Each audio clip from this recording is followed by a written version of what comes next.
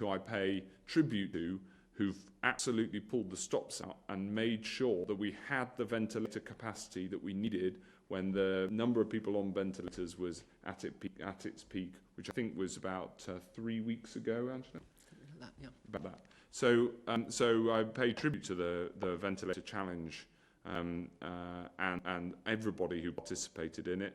They've done an amazing job, and so far it's been successful in ensuring we've always got those ventilators that people need. Chris Lloyd from the Northern Echo.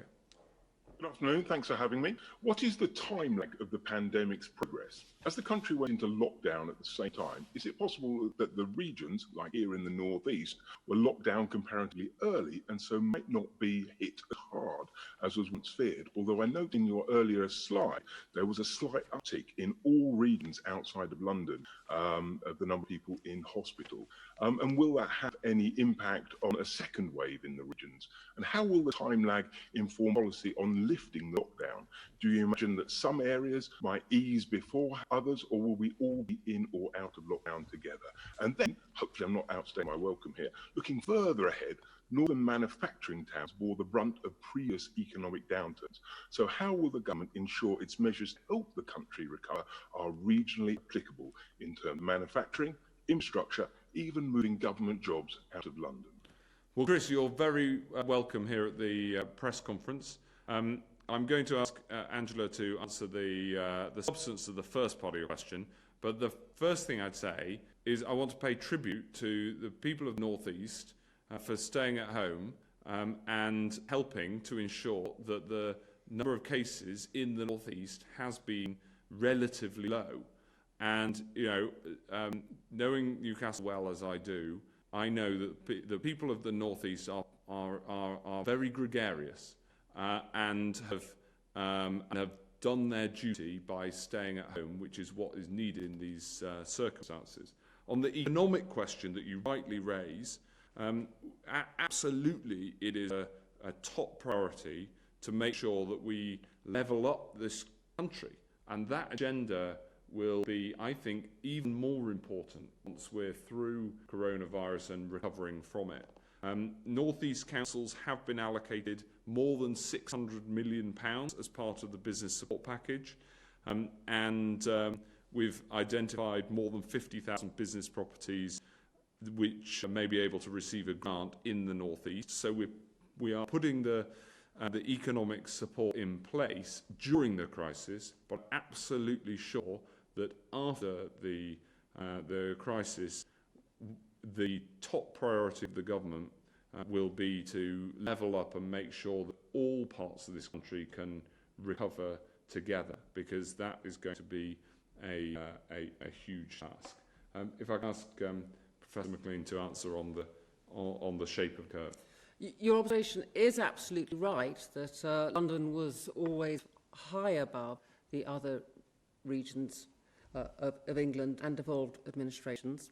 And interestingly, there is a signal in there that London turned over perhaps a little bit earlier than other regions. And various of our scientists around the country are combing through that data and other places where we might be able to see that signal to see if they can find anything to explain why that should be so. If there is an effect, it's quite small, actually. It's not a huge, great big difference between the regions. You are right that yesterday's numbers were a little bit higher in most regions than the day before, but it's a tiny effect. It's well within the noise that we see in these data sets. I watch these data incredibly carefully, and whilst I would much rather they went down absolutely regularly every day, an increase like that is not something that worries me. The question of whether or not we should have regional policies, I think, is a really interesting one. It's the kind of thing that you can imagine epidemiologists all over the world, not just in this country, are puzzling over. I think there's always a trade-off, isn't there, between making sure you do things that are incredibly beautifully tailored to each part of your population, and on the other hand, keeping things simple and actually also carrying on, all being in this together. So I don't have an answer for you for that at the moment, but I can reassure you that all the time, one of the things we do is look at the data all together and we disaggregate it and look at it in regions. Thanks very much, Chris. Have you got a follow-up question? Yeah. Yeah. I did ask about the time lag as well, and where different parts of the country might be eased from the lockdown at different times because of time lag. Yeah. Or will we all be under the lockdown at the same time together? So that is a question that we're looking at. There was a big benefit, I think, as we brought in the lockdown measures of the whole country moving together. We did think about moving with London and Midlands first because they were more advanced in terms of the number of cases. But we decided that we are really in this together, and the shape of the curve, if not the height of the curve, has been very similar across the whole country. It went up more in London, but it's also come down more. But the broad shape has been similar, which is what you'd expect, given that we've all been living through the same lockdown measures. The other thing to say is that it isn't just about level, it's also about the slope of the curve. And if the R goes above 1 anywhere, then that would eventually lead to an exponential rise and a second peak and an overwhelming of the NHS in that area unless it's addressed. So although the level of the number of cases is different in different parts, the slope of the curve has actually been remarkably similar across the country. So that argues for doing things as a whole country together. I hope that makes sense.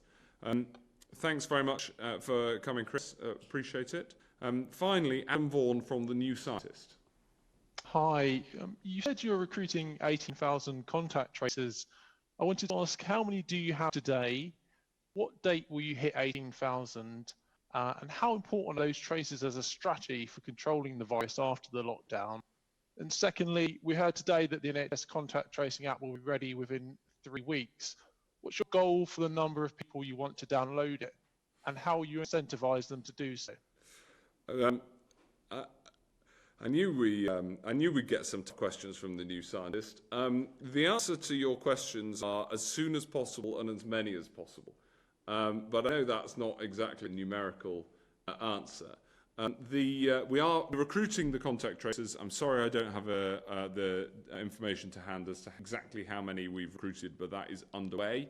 We hope to have the contact tracers who will help when we find a positive test to work out who they've been in contact with and make sure they do the appropriate thing. We hope to have the contact tracers in place before or at the same time as the app goes live. And you're right on the app, we're expecting that to be ready by the middle of May. And both of these things together, because they work together along with testing, and they'll help us to keep the level of new cases down once we've used social distancing measures to get those new cases down. And that's the best thing for health, and it's the best thing for the economy. That's it's work in progress. I appreciate that I haven't, other than saying the middle of May, I haven't given you numerical details. I don't have the data to hand, but I'll try to find that for you. And then on the how many people, the more people who download the app and keep their Bluetooth on, the more effective the app is going to be. So there is no answer other than as many as possible. Because if everybody downloads it, it will just be more effective at spotting who people have been in contact with through contact tracing and helping alongside the human contact tracing for people to be able to keep the R down by catching those who they may have transmitted the disease to. It's also, of course, tied with the rules around isolation. Because what really also matters is if you have been in substantial contact with somebody who's tested positive, making sure we get the right rules around what that person is then required and asked to do is also a critical part of this infrastructure that we're building. Can I just ask a follow-up question? Just from what you said, you said that the human contact tracers and the app will work in tandem. And if apps, you're saying if the app is coming in 3 weeks, does that mean the target for the 18,000 is in 3 weeks? Before or at the same time as the app. So yes. Yeah. Okay. Good stuff. Thanks. Thank you very much indeed. Great to have the new scientist at the Downing Street briefing. I hope my answer was scientifically valid. Thank you very much for joining us, and no doubt see you again soon.